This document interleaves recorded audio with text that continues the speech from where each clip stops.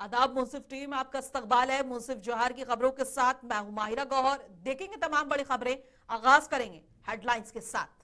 सुर्खियों को पेश करने में ताउन किया है डॉक्टर ऑर्थो ऑयल के साथ साथ डॉक्टर ऑर्थो कैप्सूल्स साथ लेना ना भूलें। झारखंड विधानसभा में हुआ डिजिटल युग का आगाज। एक क्लिक पर होगी सदन की कार्यवाही।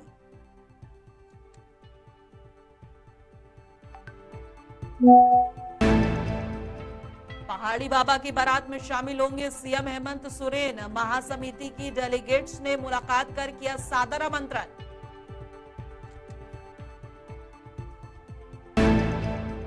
वंदे मातरम राष्ट्र के सम्मान, स्वाभिमान और देश के गौरव का प्रतीक है। इस पर बीजेपी की राजनीति उचित नहीं, बोले कांग्रेस नेता प्रदीप यादव।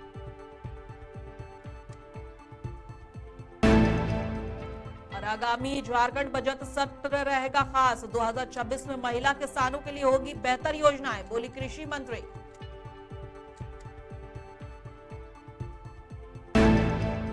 लातेहार पुलिस को मिली बड़ी सफलता। 50,000 इनामी समेत 3 गिरफ्तार।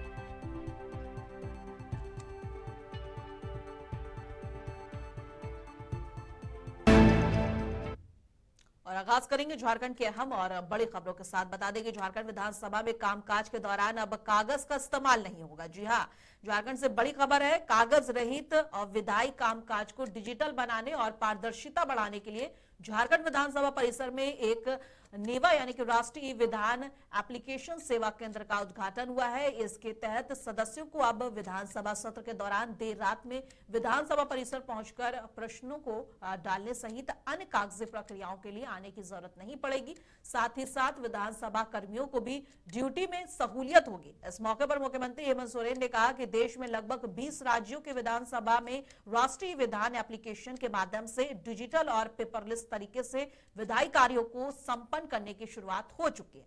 और मुख्यमंत्री ने कहा है कि आगामी विधानसभा सत्र में भी इस एप्लीकेशन के माध्यम से कई कार्य संपन्न होंगे। उन्होंने कहा कि वर्तमान समय में मोबाइल फोन के माध्यम से लोग बैंकिंग सहित कई ऑफिशियल कार्य को भी आसानी से संपन्न करते हैं।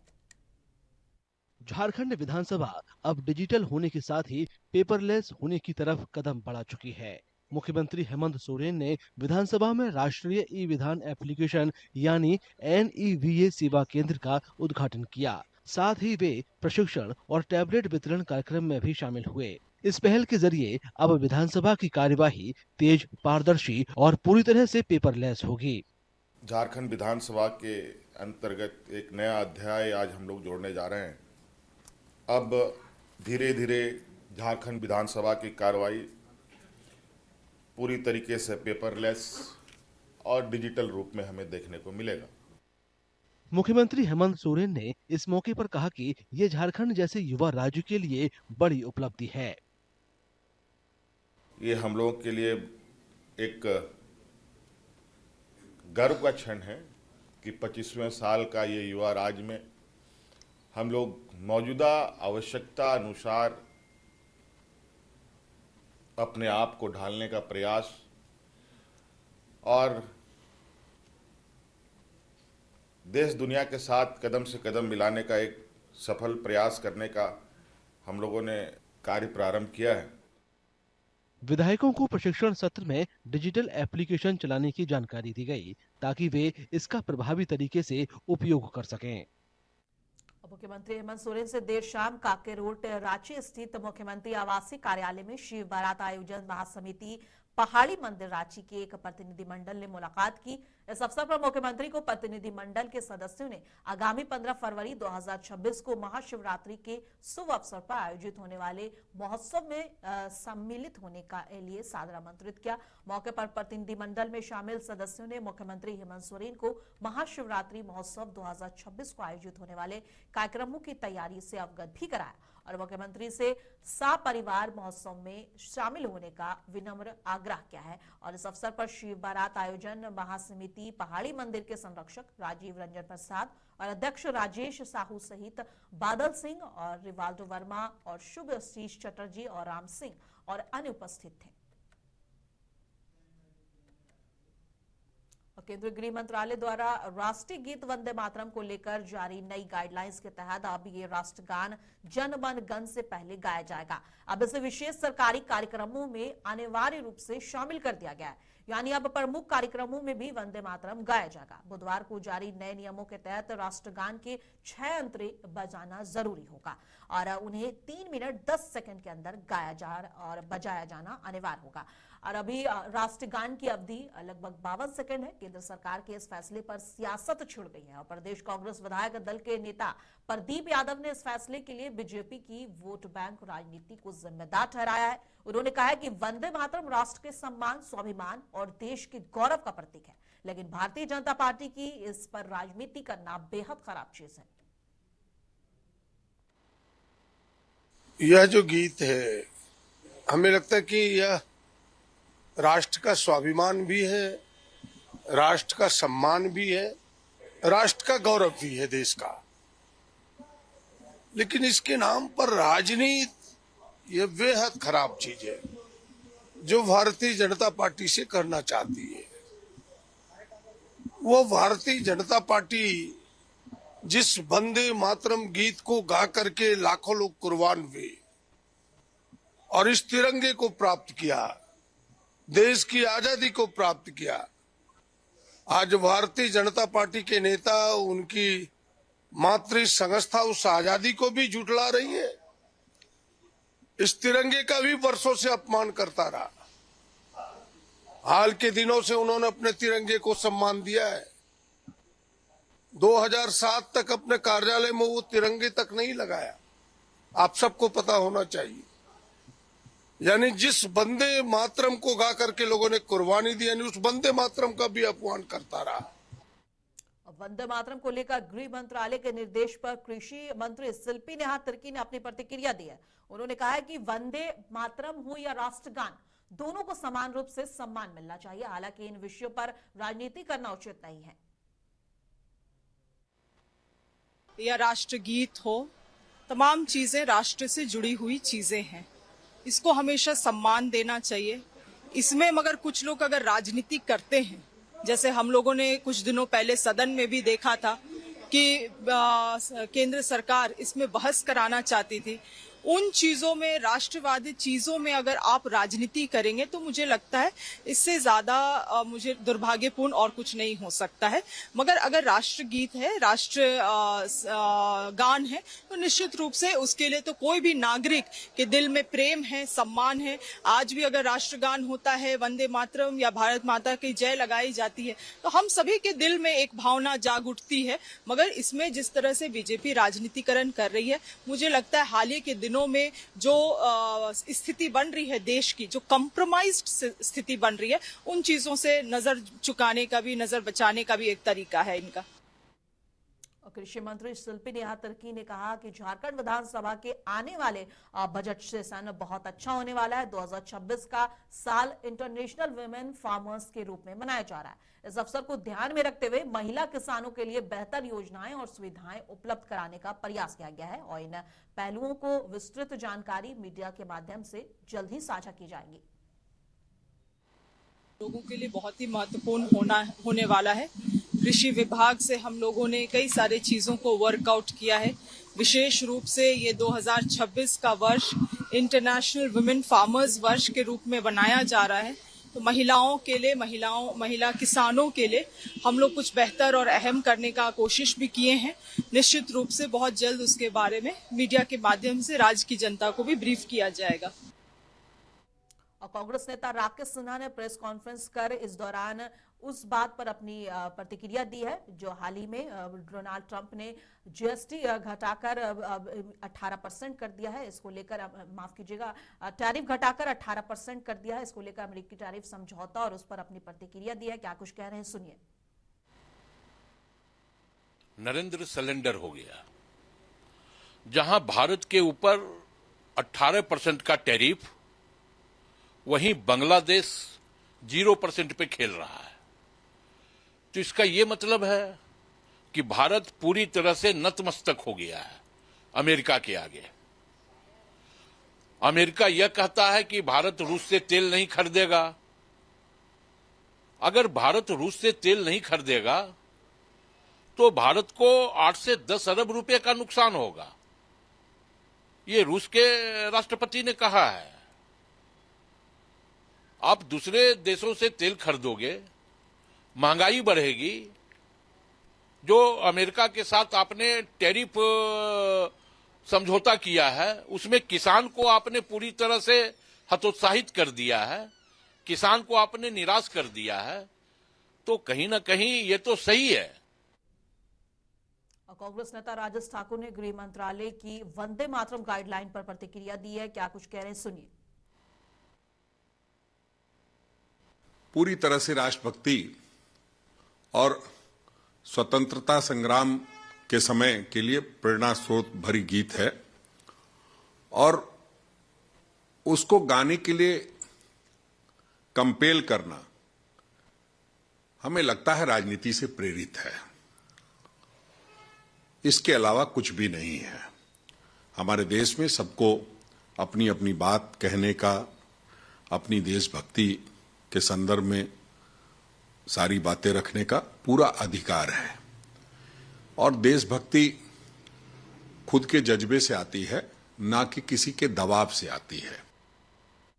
धनबाद के जिला खंड विभाग ने बीसीसीएल और ईसीएल, मोहम्मद सेल, चासनाला और टाटा स्टील झरिया डिवीजन को बकाया राजस्व जमा करने का नोटिस जारी कर दिया है और डीसी धनबाद ने बताया कि राजस्व के मिलने से राज्य सरकार की आर्थिक स्थिति में सुधार आएगा। देखिए, ये हम लोगों का पुराना जो बकाया है, कोल इंडिया ही नहीं है, बाकी अन्य कंपनीज में, तो सभी को हम लोगों ने अभी बकाया फिर से भेजा है। कुछ मामले कोर्ट में थे, कोर्ट से हम लोगों को जीत हुई है। उसके आलोक में हम लोगों ने 183 अरब रुपए हैं जो हम लोगों ने डिमांड किया है। तो अभी हमको लग रहा है कि कुछ कोल कंपनियां अगर मदद करेगी तो राज्य सरकार का जो वित्तीय स्थिति है वो भी सुधरेगा और जो उनका जो लीगल हक है हम लोगों का उनसे बकाया का, वो भी हम लोग।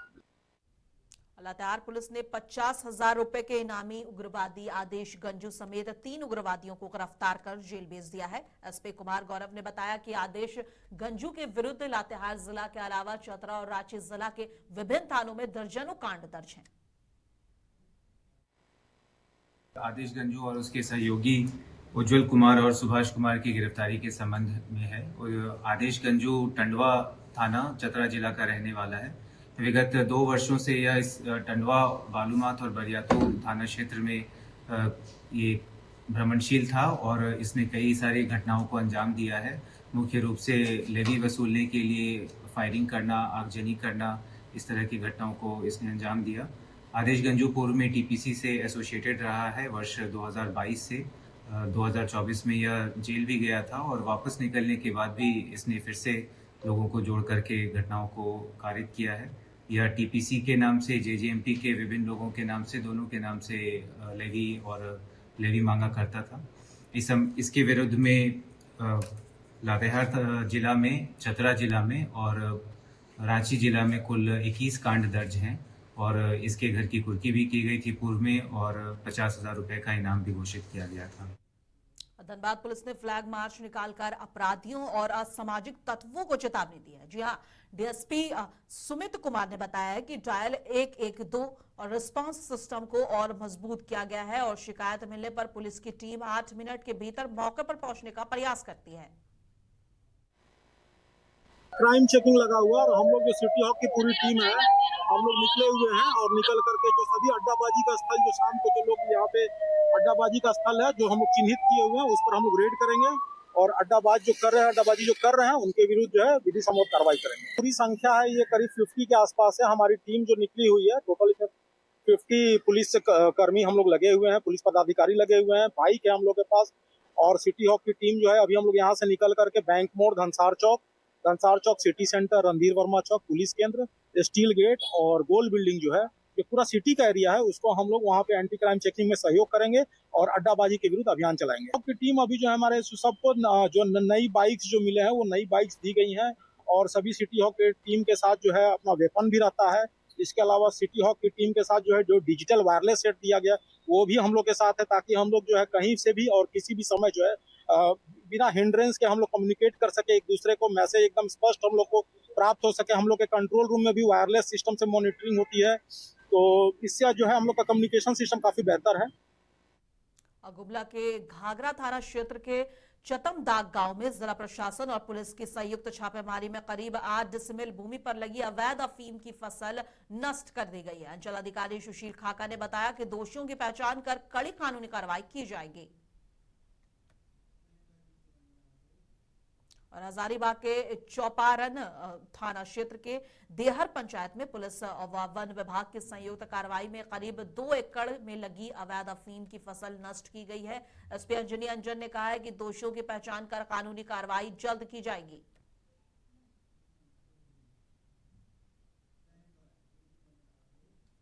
आकाशगंज के गंजडुंडवारा में पुलिस प्रशासन पूरी तरह लटमोट में नजर आया।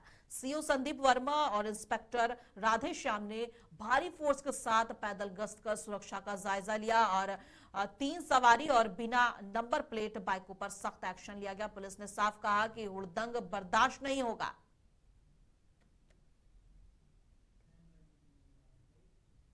लखीमपुर खीरी में सांसद अजय मिश्र टेनी ने केंद्रीय बजट को देश की तरक्की का रोड मैप बताया है। उन्होंने कहा है कि बजट सभी वर्गों में समग्र विकास और केंद्रित है और शिक्षा और खेल को विशेष प्राथमिकता दी गई है ताकि युवाओं को बेहतर मौके मिल सके। जनरल बजट है वो एक जिले को लेकर के नहीं बनाया जाता है। जो जनरल बजट भारत सरकार ने 2026-27 का प्रस्तुत किया है उसमें 2047 तक विकसित भारत का जो हमारा संकल्प है उसके प्रति प्रतिबद्धता दिखती है। और उसके लिए जो 3 प्रमुख बातें हैं, नंबर 1 हमारी जो आर्थिक गति है, जो गति की रफ्तार है वो निरंतर बनी रहे और हमारी जो जीडीपी वृद्धि दर है 7% से अधिक रखने का लक्ष्य है वो हमारा बना रहे। उसके ऊपर हमने काम किया है जिसके लिए न केवल राजस्व घाटे पर नियंत्रण रखने की बात की गई है, राजकोषीय घाटे को भी वित्तीय नियंत्रित करने का प्रयास किया गया है और आदर्श स्थितियां बनी रहे। उस दृष्टि से सरकार ने काम किया है। दूसरा जो बड़ा कारण होता है जो किसी भी विकसित राष्ट्र के लिए आवश्यक होता है कि उसके संस्थानों और व्यक्तियों में क्षमताओं की वृद्धि हो, उस पर भी सरकार ने विशेष ध्यान दिया है। मुरादाबाद के पूर्व सपा सांसद एसटी हसन ने सरकार की नई गाइडलाइन जो कि वंदे मातरम को लेकर आई है इस पर अपनी प्रतिक्रिया दी है। उन्होंने कहा है कि भारत अनेकता में एकता वाला देश है। उनका कहना है कि वंदे मातरम को लेकर अलग अलग समुदाय की अपनी अपनी धार्मिक मान्यताएं हैं, इसलिए किसी को इससे गाने के लिए मजबूर नहीं किया जा सकता। उन्होंने सुप्रीम कोर्ट के फैसले का हवाला देते हुए कहा कि ये व्यक्तिगत चॉइस का मामला है। हसन ने यह भी कहा है कि ऐसे मुद्दों से नेशनल इंटीग्रेशन प्रभावित हो सकता है और बेवजह कंट्रोवर्सी बढ़ती है। देखिए, हमारा देश अनेकताओं में एकता का देश है, यही हमारी विशेषता है और इसी ने हमारे हिंदुस्तान को इतना खूबसूरत बनाया हुआ है। बहुत से लोग वंदे मातरम को इबादत मानते हैं ज़मीन की, ख़ास तौर से मुसलमान और हम सब लोग यही मानते हैं कि हम ज़मीन की पूजा कर रहे हैं, जो हमारे मज़हब में अलाउड नहीं है। हिंदुस्तान के अंदर सिख, ईसाई, मुसलमान और लोग भी रहते हैं। कुछ ऐसे लोग भी रहते हैं जो ना अल्लाह को मानते ना ईश्वर को मानते, वो नास्तिक होते हैं। सुप्रीम कोर्ट ने पहले भी इस बात का जजमेंट दिया था कि किसी को आप बाध्य नहीं कर सकते कोई किसी काम करने के लिए या किसी गीत को गाने के लिए। इस गीत से क्या हमारी इंडस्ट्री पे कोई फर्क पड़ने वाला है? क्या महंगाई कम होने वाली है या नौकरियां मिलने वाली हैं? इससे नेशनल इंटीग्रेशन को नुकसान होगा, लोगों के अंदर कंट्रोवर्सी पैदा होगी और ये सरकार तो हमेशा कंट्रोवर्सी पैदा करके ही जीत रही है, इसके पास कुछ और करने के लिए नहीं है। अब इसने नया शगुफा ये छोड़ा है ताकि हिंदू मुसलमान फिर करें और अपना वोट बैंक को पोलराइज करें। आकाशगंज में मानवता की मिसाल पेश करते हुए पुलिस आरक्षी गौरव कुमार ने 5 साल के बच्चे की जान बचाई। एटा रोड पर पानी से भरे गहरे गड्ढे में डूब रहे मासूम को उन्होंने तुरंत कूदकर बाहर निकाला और हालात गंभीर होने पर CPR देकर अस्पताल पहुंचाया। और घटना का CCTV वीडियो वायरल हो रहा है। एसपी अंकिता शर्मा ने आरक्षी को सम्मानित करने की घोषणा की है। माफ कीजिएगा, आरक्षी को सम्मानित करने की घोषणा की है। संभल की चंदौसी स्थित सेंट्रल वेयरहाउस पर सीबीआई ने देर रात बड़ी कार्रवाई की। डिपो मैनेजर और 3 क्वालिटी मैनेजर को रिश्वत लेते हुए रंगे हाथ पकड़ा गया। टीम पिछले 10 घंटे से दस्तावेजों और माल की जांच में जुटी है और ये कार्रवाई एक राइस मिल मालिक की शिकायत पर हुई है, जिससे जिले में हड़कंप मच गया है। मुजफ्फरनगर में AIMIM के प्रदेश अध्यक्ष शौकत अली ने नुक्कड़ सभाओं के दौरान जनसंख्या वृद्धि, मॉब लिंचिंग और धार्मिक स्थलों के मुद्दों पर अपनी राय रखी। उन्होंने कहा कि पार्टी आगामी जिला पंचायत और विधानसभा चुनाव की तैयारियों में जुटी है और मुसलमानों के साथ अन्याय और हिंसा के मामलों पर चिंता व्यक्त की।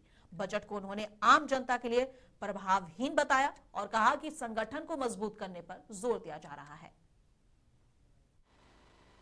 मजलिस इत्तेहादुल मुस्लिमीन की यहाँ पर पहले से प्रस्तावित नुक्कड़ सभाएं थी। 3 से 4 नुक्कड़ सभा की परमिशन मांगी गई, लेकिन प्रशासन ने हमें परमिशन देने से इनकार किया और ये बहुत गलत किया, क्योंकि हम भी एक पॉलिटिकल पार्टी हैं और हमें इस बात का राइट संविधान ने दिया है कि हम अपनी पार्टी का प्रचार प्रसार करने के लिए किसी भी शहर में, किसी भी ज़िले में जा सकते हैं। और हमने जो परमिशन मांगी थी वो संवैधानिक तरीके से मांगी थी और बहुत बड़े प्रोग्राम की नहीं, बल्कि नुक्कड़ सभा की, लेकिन हमें परमिशन नहीं दी गई।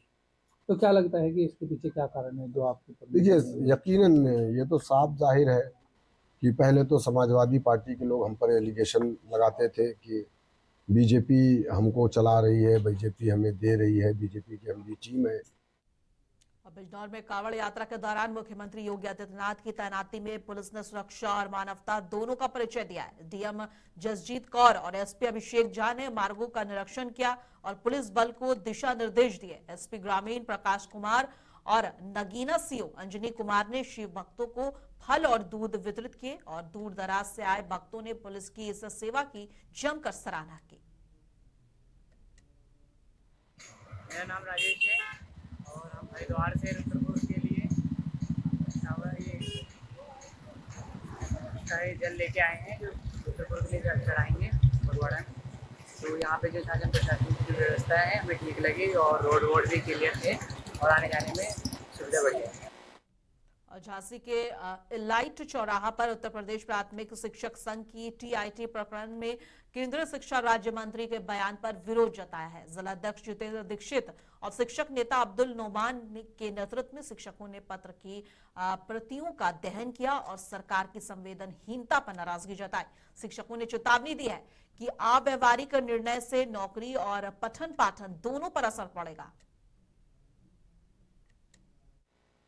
जो गवर्नमेंट ने कर दिया है उसका विरोध कर रहे हैं। हम लोग को 20 से 30 साल हो गए जॉब करते हुए, अब वो कह रहे हैं कि जो नई जो जनरेशन आ रही है उनके साथ हम कम्पीट करें। ये बहुत मुश्किल है, क्योंकि अब हम लोग उस पड़ाव पर आ चुके हैं, करीब सबके सब 45 साल से ऊपर हो चुके हैं।